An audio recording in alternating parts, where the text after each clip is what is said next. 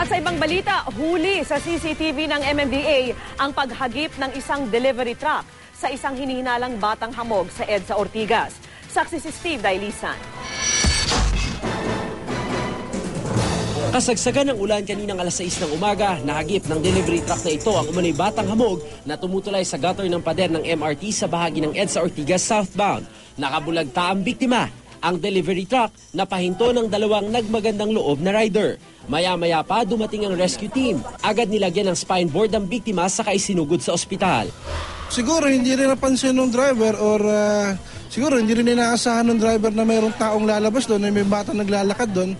Kaya siguro nabulaga rin siya. Critical ngayon ang lagay ng batang biktima na hindi pa rin natutukoy ang pagkakakilanlan. Ang driver naman mahaharap sa reklamong reckless imprudence resulting in serious physical injury.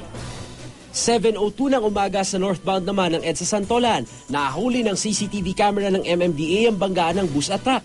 Naipit ang pahinante ng truck na si Darwin Suarez, pero agad ding nasaklolohan ng rescue team. At dahil rush hour, bumigat ang daloy ng trapiko dahil sa aksidente.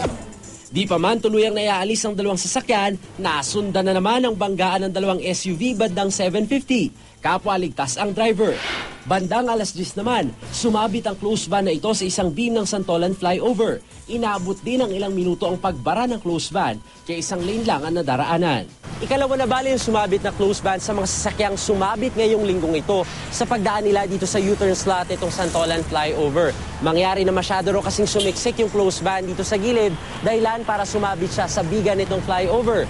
Dapat tansyado raw ng mga driver yung taas ng kanilang sasakyan, maging yung vertical clearance para hindi sila sumabit. Dapat din nilang bigyang pansin yung vertical clearance signage. Ang kaso, sa bahaging ito, walang signage.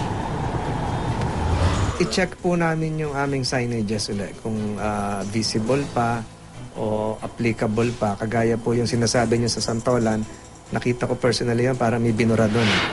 Pero di pa pala tapos ang kalbaryo ng mga motorista kanina dahil di pa manaalis ang closed van, gumewang-gewang naman ang motorsiklong ito. Umuusok na pala. Ligtas naman siyang naalalayan hanggang makababa ng flyover. Ako si Steve Dailisan, ang inyong saksi.